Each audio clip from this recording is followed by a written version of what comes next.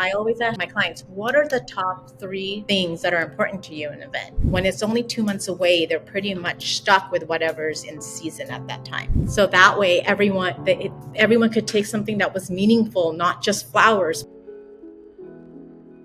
Welcome to the Hawaii Wedding Planning Podcast by HNL Studios. My name is Kika and this is Charles, and we are your hosts. In today's episode, we have Shilhi from Passion Roots, a leading wedding floral design company here on Oahu.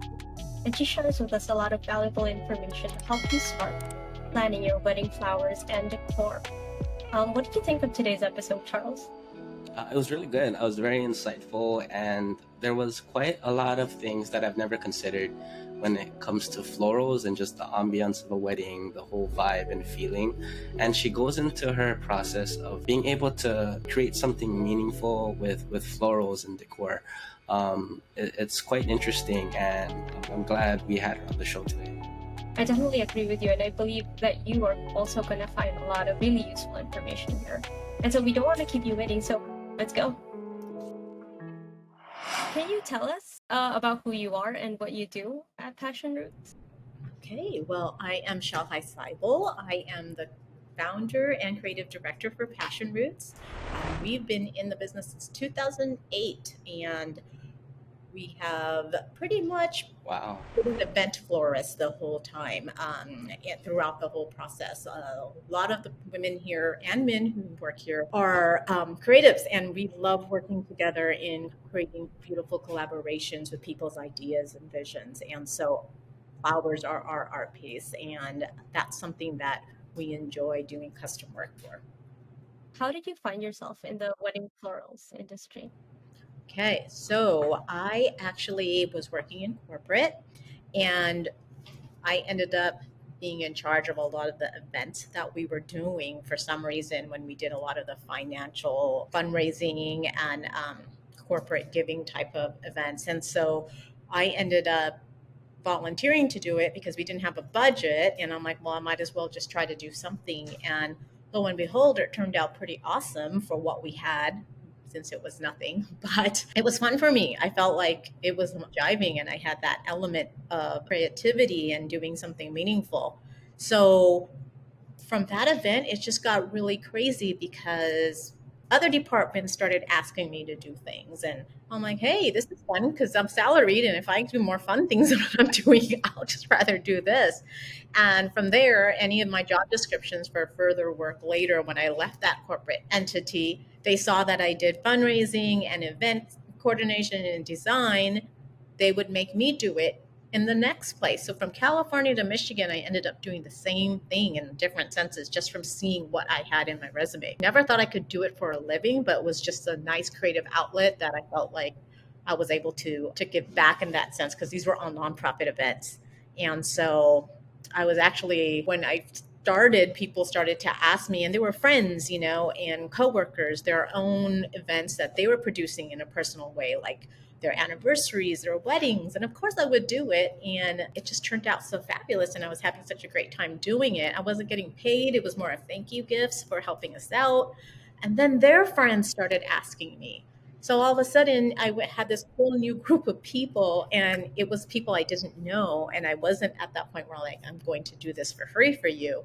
So it started to be more of like a freelance type of job. I was married I'm still married to that same man, but at that time he was in seminary. And so I was going to be a pastor's wife, and we ended up going to Hawaii as one of our missions. And I decided, hey, I'm done with the corporate life for a while. I have a young kid. Let me try and do flowers. It makes me happy. It makes people happy that I work with, and let's just try it out. And I did, and it turned out to be such an amazing experience. I'm somewhat self-taught and didn't know back then I was a business and biology major, and I used all my biology just to take care of flowers. So all of that was weirdly a blessing that I could use all of that. And I was able to do ministry with my husband and still have my own business. And I felt like I was in the business of blessing others and creating beauty. And so that was something that was really important for me. And I was able to make a living out of it here in Hawaii. So that's been such a joy and blessing. And I'm to be able to do that for some of these weddings. Wow, that's amazing. Wow. And that's been a journey. That's And how many, sorry, I kind of tried, how many years has it been since you were doing this full time? I started 2008. When couples start planning their wedding, they usually look at, a lot of vendors, and especially since a lot of them are planning their first wedding ever, they don't really know where to start. So when should couples start planning and shopping for wedding florals in the whole wedding planning journey? It depends on the couple. And this is why I say that. There are couples who are ambient centered. And if you're ambient centered and you want the whole like design aspect of things, when people, I always ask my clients, what are the top three things that are important to you in an event? And it doesn't matter if their budget is low or high, it just places the importance. Some of them will say music, some of them will say 5-star food, or some of them will say live music versus the DJ. That all makes a difference, because if someone doesn't say flowers or ambience and how the place looks like, then I know that might not be a priority, and that is okay. There's no wrong or right thing, but it does help us with the budget a bit, because these are the clients that will want to do their priorities first, and then whatever's left over will be more like the secondary things. They might like it, but that's not their priority. For clients who know that ambience is going to be important, from the linens to the flowers to how the place and the mood will be, then that needs to be right when you first start a design project, because that's going to be a big chunk. So that whole thing where people say like, oh, I'm following this book that says 10% of flowers, I think a lot of that is outdated, because it really is based on your love and appreciation of what it means, what is meaningful for you. So that could all change, because some people might have an amazing cocktail party because food wasn't really anything. It was more like drinks and just having a good time, dancing, full music. So it doesn't mean that you're having a bad event. That's just the event that they want to produce. So when they say, we get a lot of people now, just because of COVID and how it's changed the industry and how the flowers are, we still have big weddings that are happening, booking out 2 months before. That's crazy in a floral world, because we have to do a lot more planning, reserving flowers in the field. And so you want to know what's available so you can reserve it at least a month before. So when it comes down to budget, people are more scared to commit to something because of what has happened in the last 2 years. So we totally understand that. But again, based on your preference, the earlier the better, so you can secure it and know what you're overly spending, versus, hey, I'm just going to do it 2 months or 8 months, 12 weeks before. It's going to be harder for you, because you won't realize, oh my goodness, that's $15,000 or that's $5,000. I don't have that budget for that. Because sometimes it's not about your wedding. Unfortunately, you have all your family members involved, and yours might not have been that priority, but but your parents expect that, or the people that are helping you with a wedding. So it's important to collaborate and talk to all the people involved, because when someone's paying for something, there's a lot of preferences that people don't realize that they have until way later, and they could have saved more earlier if they had planned. I know that's a lot, but it's a little tricky. Yeah, that does make sense. And like you mentioned earlier that there were some people who would come in like 2 months before the wedding to ask about flowers. Is that something that is still doable? Or like is that something that's possible to do with a timeline with when it comes to preparation on your end? Yes, that's a great question. It is doable, but they also have less flexibility. So what happens is they are not going to have that many choices, and I have the choice, designer choice, to pick something that's best in season and what's available for that overall time frame. Because sometimes when people book in advance, we can look for other fields that are around the country that are able to produce what they want, but it still may change the budget in that way. But it allows us to at least give them a choice. When it's only 2 months away, they're pretty much stuck with whatever's in season at that time. And so we ask our clients, if you are okay with that, you just need to be a little bit more flexible on what is available, and just we need to order it right away. So it doesn't give them that much time to think, unfortunately, if they want it or not, because we might miss the window.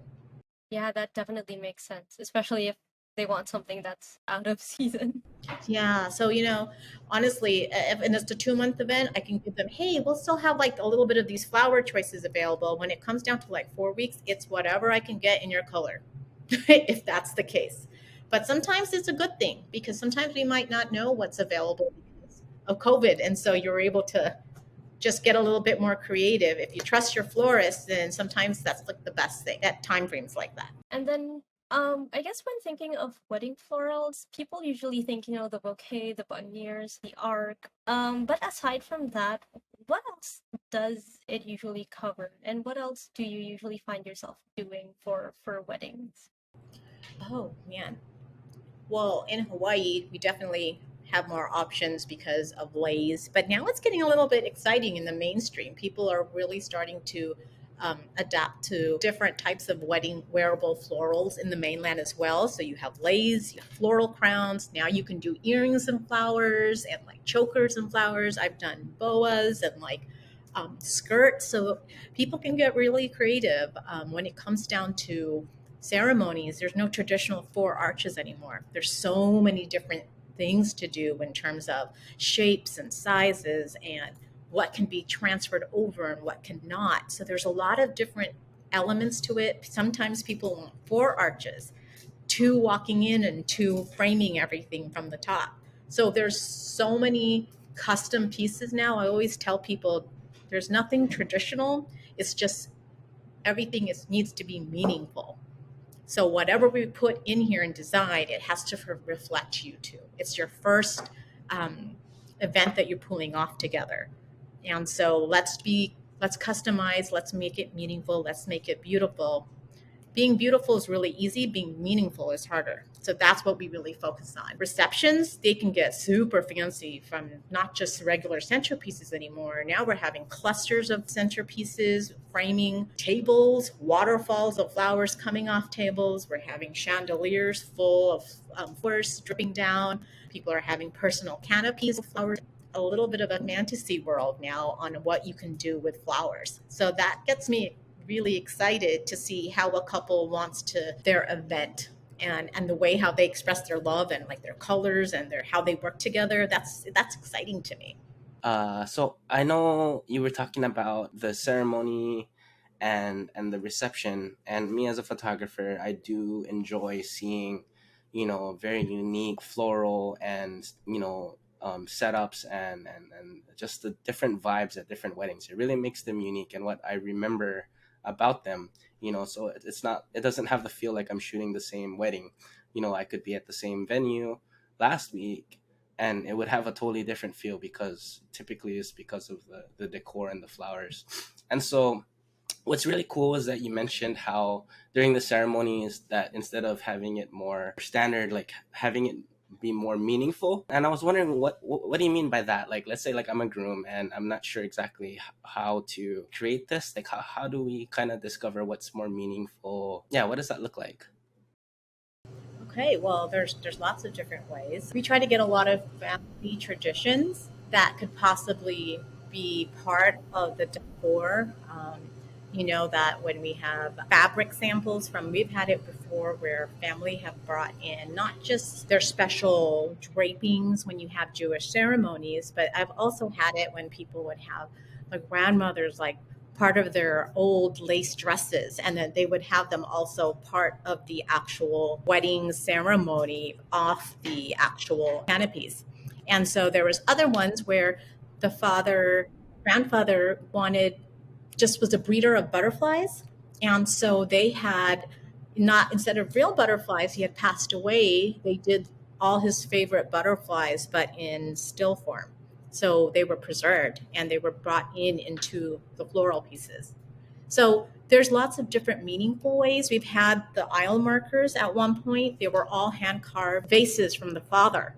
So that way everyone could take something that was meaningful, not just flowers, but the vase was carved out by the father. So there are different ways to do things. There's another one where it's not just flowers, it's a whole collaboration of different mediums, but in the ceremony they had their own parents' vows that were draping down behind them like in calligraphy, but really soft. So it was layering the new chapter of people in their family tree that was saying their vows back over the centuries. So I thought that was really cool.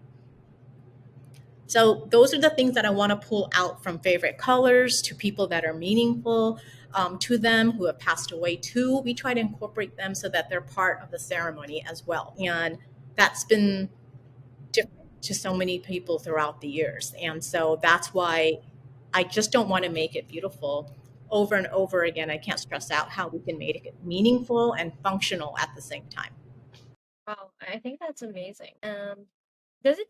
I guess one question that I have about this is, so when couples reach out to you for their wedding florals, is the whole process custom, or do you have packages or set that you present to the couples that cover like their reception, their ceremony, or any other parts of the wedding that they would be interested in having you design? So the type of florist that we are, we do events, like I said earlier, and so we make sure that when we do events and it makes the package in terms of the narrative all the same, we're usually the only florist that can design for you for that whole event. So unless they have something separate like a dress rehearsal or whatnot, when they book us for the wedding, we are their main florist for the whole entire event because that way it keeps to the theme, the story, and what we're trying to create. Uh, when a client reaches out to us, I do a talk story session with them for about 30 minutes, and it's their time to ask questions about how we design in our design studio. It's questions about anything that they feel that they want to be able to ask before a full design consultation. Because what happens is I share about the process. Sometimes emails can get so overwhelming with all the different things and information that's being thrown out. So I like to have that one-on-one. I usually do all of the talk story sessions because I want to make sure that when I design, I know the people behind the phone or the video or whatnot, and it just gives me that human experience that I'm able to like speak to somebody because many of our clients we don't get to meet each other. This was even before COVID. 80% of our clients were destination at that point. So many times we just met on the day of the wedding. So being able just to connect with someone and talking to them about it, it's such a great way to be part of the journey in the very beginning. So what happens there is we have different, we don't have packages, but we have lines that people can work with. And so once we ask the right questions, if they filled out the questionnaire, we'll know if they fit with our green trunk line, with our mids line, or our signature line. Our signature line is a full design not package, but collection for all of people who want to have their full wedding ceremony, dress rehearsal, everything, the same branded package. When we have clients that are anywhere between 2 to 4,000, we have them. We don't do the full design with them, but it's really the designer's choice, which is me, that I'm able to pick for what they want. And we only have one delivery set up. It doesn't qualify for the full day of staff and takedown. It's just one delivery. Then we have their green trunk line where it's just a la carte and they can just pick a bouquet. And our minimum is 300 and up. They pick it up at our studio. There's no delivery. And it's pretty much a customized piece for smaller dinner parties. If they just want to pick up 3 or 4 custom curated arrangements, they have that opportunity to do that as well without committing to a minimum of 2 to 4 or 5 and above. It just has different setup rates. After that, I forgot to say that, yeah, then we go into a full design consultation if they're doing a signature line, and um, that's a fun experience because it's just that whole detailed oriented type of thing, and then they'll be able to get their quote after that. All right. Okay. My question was, I'm guessing during this time, that you're able to pull those meaningful items out from them, like asking them questions of what things are important and seeing if there's maybe some uniqueness or options that they can have with their flowers. And I'm guessing, is this before they actually start to reserve their florals with you, or is this like after Yes, this that you is do this before. consultation? This is before. So we're able to find out which Wow. collection fits their needs, and from there, we're able to direct them and create personal appointments with each other to work out the details of a signature line versus an amids line and a green trunk line. That might be a little confusing. I'm sorry. No, it's not. It's not. It's not. Definitely not. And it does give us a lot of insight into like how the process works, especially for when couples can consult with you. And I guess one question that I have is, so when they consult with you, when they have like a design consultation, and for example, they have like they plan it out early. Do they have the liberty to choose what kind of blooms and flowers they want, or is it more of you recommending and choosing what you think fits the theme that they are looking for? Most of our clients that we work with already have coordinators. And so if they have not just the day of coordinators, but a lot of our clients already have full design coordinators. And so we will get an extensive mood board. And so based on on their budget and what can fit, this is where we go back and forth and quote to allow them to understand the amount of flowers and what budget it takes to create that vision. So usually there's either an edit down or an edit up, depending on how flexible they are with just the same feeling, but not exactly the same flowers. So there, some people don't know at all. They just want that look, and they give me the jurisdiction to pick as many flowers that would fit that if it fits their budget. Some people are very particular and they need to have certain roses or certain this and that. So we have to make sure that we can realistically say, hey, this is what we're going to have. Again, just because you're having a wedding on an island, there's a lot that could go wrong at times. And so I'm very, very honest with clients to say, hey, we might not be able to get it, but you have to trust us to be able to pick flowers as subs that fit in that family in that vision that you want. We have agriculture at times that are very strict here in Hawaii. We may have weather and crazy storms in that way where we aren't able to get flowers in at the exact time frame. So there's a lot of things that sometimes we don't have any handle on, and so we are able to educate our clients as to what's available and what subs we might be able to use if in terms of that. So we're very open, and when we say, hey, those flowers didn't come in, we can replace them with an equal value of a different type of flower, but we have to be able to be flexible about that part. Sounds great. Have you ever experienced having couples who have no idea what they want, and how do you usually help those kinds of couples? It gets into this whole different type of consultation. So what I do is I make sure they bring in a lot of things that they're excited about, and the consultation will be weeding out what works for them. And then if that will work, from there we build a design story that goes with that. And so it's the process of bringing again meaningful things from their family, bringing in things that could be non-traditional things that could be part of the arrangements. We had it one time where we had a cook and a teacher get married, and she wanted to have all her favorite books that she had for her children, for her class, her students, sorry. And we had them in this all with a different type of jacket that matched the flowers, and they raised it up. So it was the books and then it was their flowers. So it was cascading over these books with the same colors of the flowers, but the titles are meaningful for her. Then the cook had all his special ingredients that he loved to work with. And so he had a lot of the smells and a lot of the types of biscuits that he likes. So he has, on top of that, they have his favorite smelling vanilla, and he had this. So it's like this whole flower and aroma and all these different things that they weren't excited about certain flowers. They were excited about an experience they wanted to express together. And so then it becomes this whole different type of narrative. And sometimes those are the funnest couples to work with because you're able to dream and imagine a little bit more together than normal.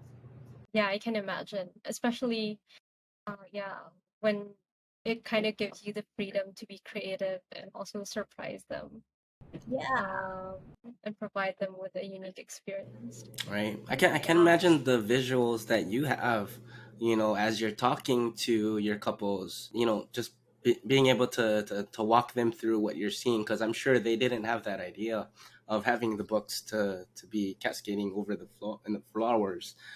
So that's really, I think that's amazing actually when you actually think about it. Yeah, Working with people, creating vision that can actually happen. That's Yeah, awesome. honestly, it's like getting to know people. Like you're sitting down having coffee together and just talking to them, finding out how they met, what they do for a living, what do they do as a hobby together, what are the type of things. So as they tell you, you can tell right away if something lights their face up or not. So you're just really you're really in a storytelling mode, even though people don't realize, oh, flowers don't really tell a story. Oh, honey, they do. If you are able to put that all together with the heart of the couple, it can tell a huge story and it changes people. Just like when you're in a place and you give it that aha moment, you can have that aha moment with flowers and scents and how it can take you back to a place that made you happy. sounds great. I guess into in when thinking of that process, um, does this happen like does the design consultation happen like before they reserve, or is it like when they finally choose the collection that they want? No, this happens all during this happen. Well, they have to choose the collection. The full design consultation is only where that's about like 90 minutes. That's for the signature line. The mids line is a 30-minute like talk story, and that's about it. That's what they'll get there, but it gives me that idea if what type of flowers, because within that line that may not cover a whole wedding, that might just be signature pieces or just a bridal party and their wedding ceremony. So to me, that's more of like a larger a la carte type of service there, where it's not 100% of flowers, but they still need something nice in some statement areas, and that's where we'll come in there. We'll do one setup. There's no transfer. There's no takedown or recreating different florals for their reception piece side of things. And so that's when we have that full consultation. There is $100 consultation fee, design consultation fee that I do charge because that gives us that opportunity to create a full quote for you, line by line item. And if they choose to move forward with us, that goes back into their floral expense. If they choose to go with other people at that point, that becomes like a personal expense for our time with you and producing a quote. And that's under the signature line because that's a lot more extensive in creating that type of quote. Yeah, that makes sense, especially since you are investing time in them as well and actually helping them with ideas during the process. I'm sure like you have couples who have you have worked with extensively in like their full weddings. Based on everything that you've experienced as a wedding florist or an event floral designer, what tips do you have for couples as they go through this journey of working with their wedding floral designers? Be open minded. If you work with someone because you like their look, you need to know that some of what they're famous for might be more for textures, or what they specialize more is their color theory. Those are the things that people don't realize are specialties in the floral world. And so uh, they need to realize that that might be more costly. This whole airy, organic, all bloom versus less foliage, that's going to be almost 2 times more expensive than just a type of foliage and accents of flowers. So they need to realize that pick the florist that fits your style, but know that there needs to be a budget that matches with that. And if you trust your florist, that's your number one.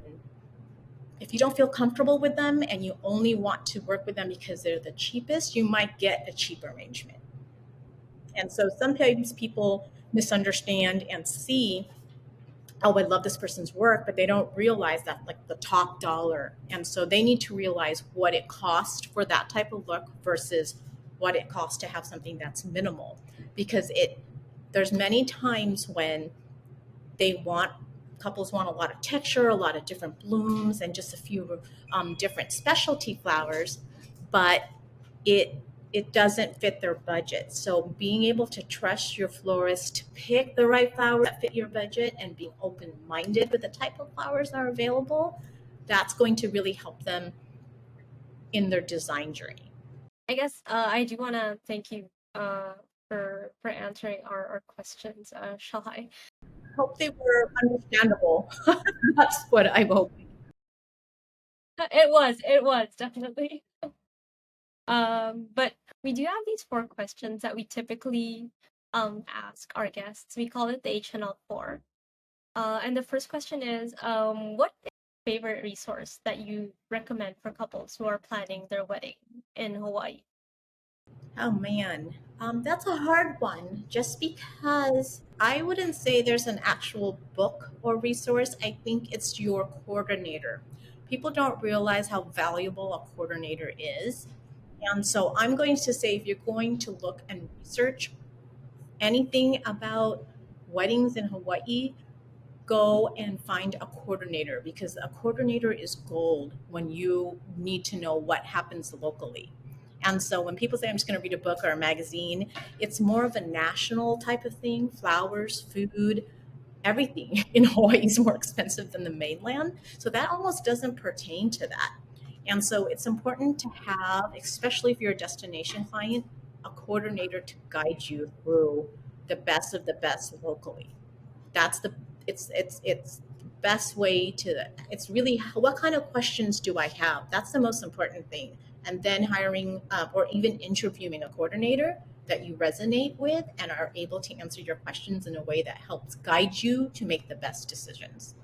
Yeah, I completely agree with that. And it's definitely, especially when you're planning a destination wedding, a planner or a coordinator is like one of your most important contacts or lifelines when you're planning from like several thousand miles away. And it definitely is like a lifesaver, especially when you have someone actually who knows what they're doing, who has had a lot of experience, and can give you good solid insight.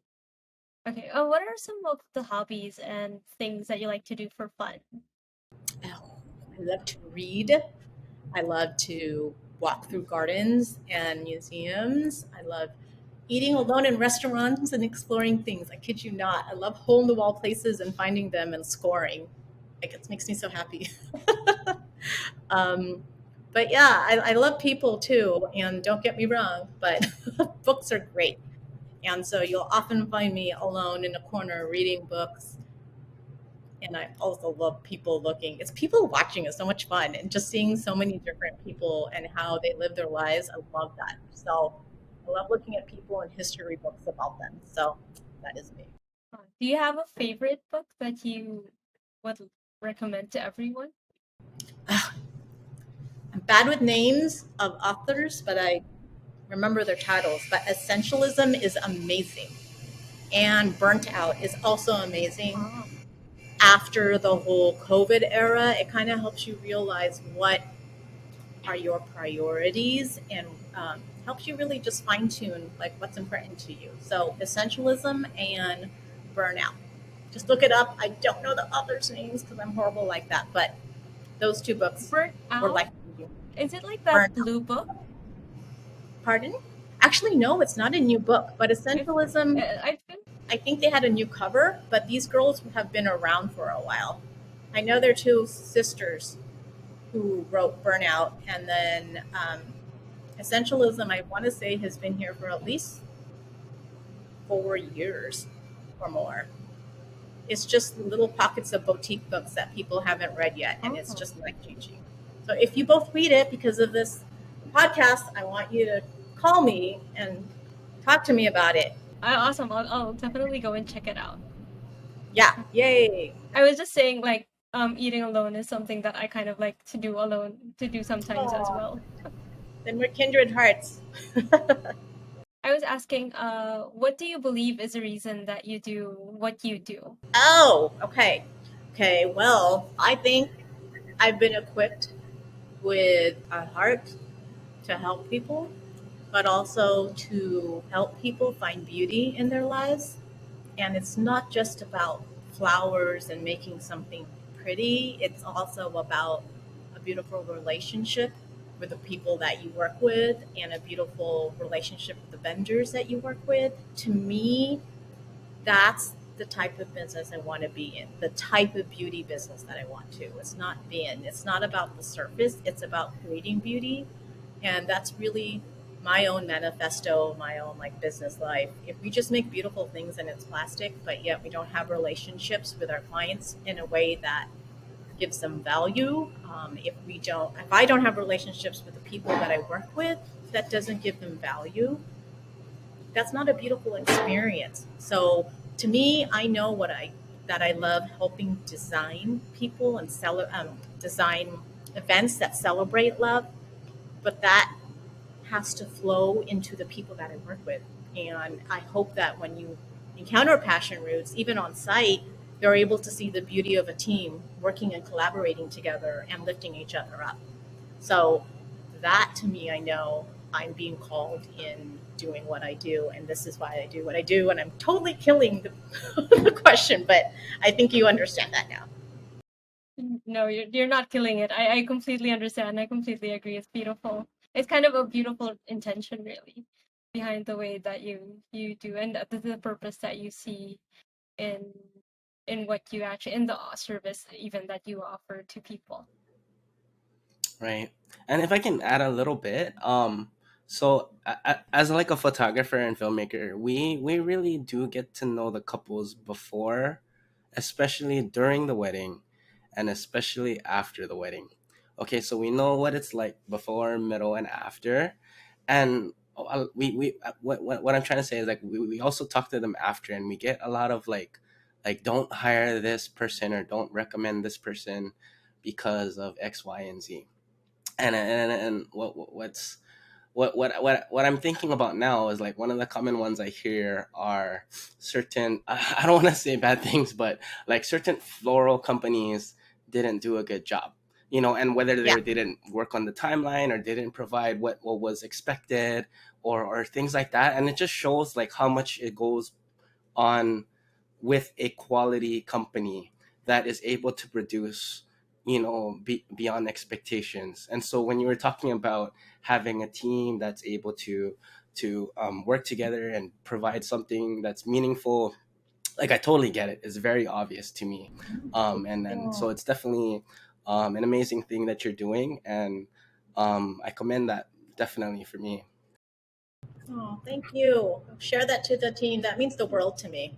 When I find out that people um, Absolutely. make a difference, they say, oh, wow, your team made a difference on site, or wow, your team was different. That to me is just as good as someone saying, oh, wow, your flowers were awesome. Because that's great. People have different ways of looking at art. But when someone sees like the heart of the person, that to me is just even more gold. So thank you. Yes, you guys do great work. I only hear wonderful things from your company, which is why I was definitely excited to have you on with us today. Thank you, Charles and Keshia. I appreciate it. Always honored when people just want to talk stories. So I'm excited. Yeah, definitely. And then, we do have, if couples want to find you, get a hold of you, contact you, how do they go about it? Where can they see you? Where can they contact you? Um, email us at aloha at passionroots.com, or you can also find us currently on Instagram as well. I do have to say that I'm a little slower in my DMs because I'm not that great and with it with technology, but the best way is email aloha at passionroots.com. Sounds great. And before we close out today, is there anything you want to add? Anything you want to share? Yeah. Don't get stuck on your flowers, people. Remember why you're doing what you're doing. Yeah.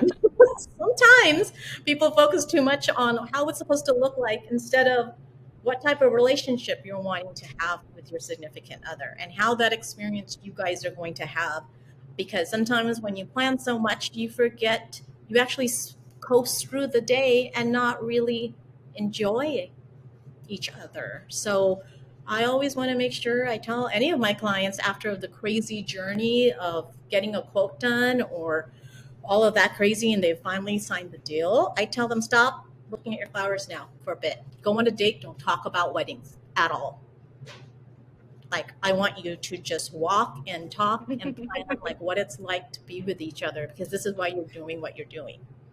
I mean, it's nice to have all the fancy stuff and to have all these amazing people, but you don't have that connection because you are all stressed the day of, then you're doing something wrong. So take some time to remember why you're doing with each other, what you're doing, date each other even weeks before your event, and don't talk about your wedding. That's my anti-advice for you. That's awesome. Amen. Yeah, awesome. Yeah, definitely. And that really makes sense. Yeah. Someone actually told me that when I was planning my wedding. Oh my goodness, there's so much more. I'll be like the post book of what I learned being a florist. Tell you more behind the scenes. Sounds good. That's amazing. Yeah. Thank you so much, Shai. It was really such an honor to have you on here. So great. You Thanks, shared guys. so much. It was like, I'm sure. Yeah. And I'm sure our couples will find so much value in everything that you shared today. Absolutely. Well, lots of hugs. I'll see you on site, hopefully. And cheers to Yes. ending this year strong, Hopefully, people. yes. Yes, definitely. Yeah, definitely. Thank you so much, guys, for tuning in with us and watching. And if you're looking for wedding photography, videography, and photo booth, or if you're looking for wedding resources, you can visit us at www.hnlstudios.com. And we do invite you to like, subscribe, and leave a comment just to make sure that you don't miss any future episodes. And we'll see you guys next time. Thank you, guys. Bye.